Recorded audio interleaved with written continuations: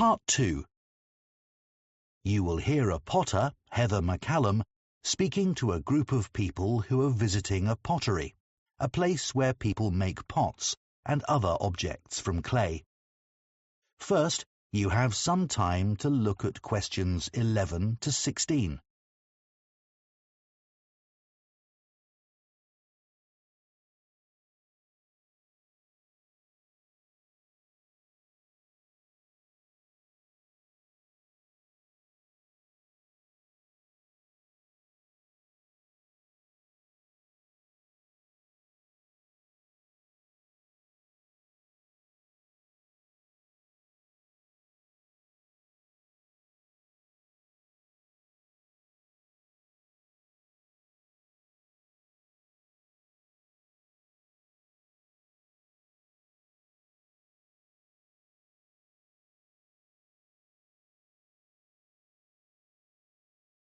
Now listen carefully and answer questions 11 to 16. Hello and welcome. My name's Heather McCallum and I'm one of the potters who work here at Edelman Pottery. Before we go into the workshop, I just want to say a bit about the craft of pottery. Then we'll have a look at the equipment and you can try making a pot of your own. Like many people, I'm sure you know that pottery as an art form is tens of thousands of years old, and we know this because it stands the test of time. Things like baskets and pictures don't survive in the earth in the same way that pots do, and even if ancient pots are found in small pieces, they still provide a lot of information about the past. There's no doubt that pottery has given archaeologists a fascinating insight into how ancient humans lived.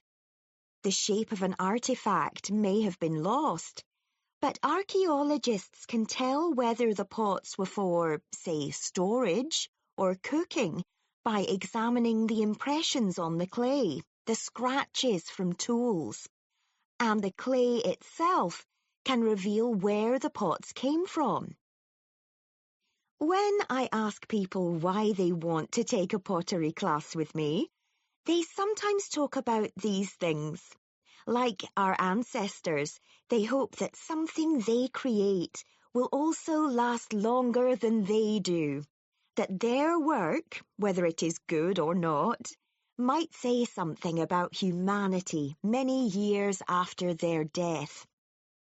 Of course, you will all have your own reasons for coming here. As far as I'm concerned, what I love most is the concentration you need to make a good pot. That focus takes you away from the stresses of everyday life. If you're elderly, it's also good exercise for hands and wrists and helps with arthritis. And of course, it's a fun activity for children because it's so messy. Here at Edelman Pottery, we show you some of the basic pottery techniques so that you can use these to create whatever you wish. A gift for a friend, perhaps. Like nearly everyone who comes here, I'm sure this is the first time you will have tried the art. So we'll keep things simple today. Now, before we move on, can I just say a word about what you're wearing? As we said in our email, please remove any watches, necklaces, etc. and put them somewhere safe. If you have long hair, do tie it back now. We'll provide aprons later, but I trust your clothes are old but comfortable, not your favourite t-shirt or jeans. Before you hear the rest of the talk, you have some time to look at questions 17 to 20.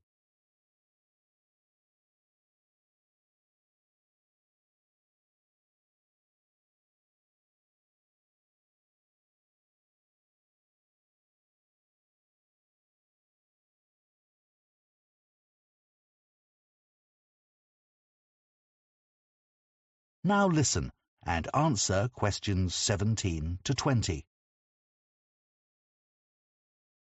So now we're in the workshop.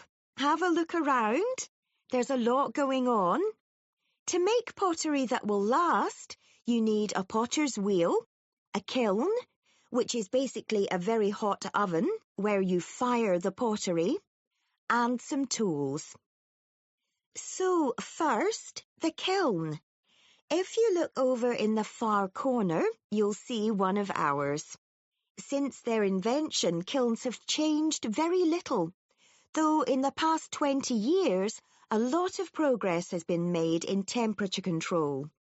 Basically, a kiln removes the water from clay at temperatures of around 1,000 degrees Celsius. This allows anything you've made to set permanently in shape. It's a pretty ugly, heavy object that's hard to keep in a house or flat, so most people don't have one. You may think, can't I use my oven? Well, that's possible, but domestic ovens don't really get hot enough, and eventually the clay will crack and fall apart. Some people fire pottery in a fire pit outside, but bear in mind that can be dangerous. You also need to know about safety procedures for kilns, as they release toxic compounds into the air. Every potter needs a potter's wheel.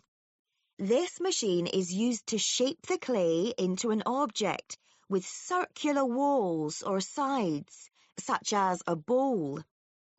Its invention revolutionized the pottery industry, allowing multiple items to be produced in a day. Lastly, there are a number of different tools that potters use, depending on what they want to make. When you start, your hands can make all kinds of shapes and curves without relying on a sculpting tool. However, there are some basic tools that you will need to handle the clay on the wheel. Some look very strange and have even odder names that you may find hard to remember. Rather than go through them all now, I'll just name a few tools as we go along. We can provide these, and I wouldn't recommend spending money on them yet. So, let's try making a pot of your own. If you sit down... That is the end of part 2. You now have 30 seconds to check your answers to part 2.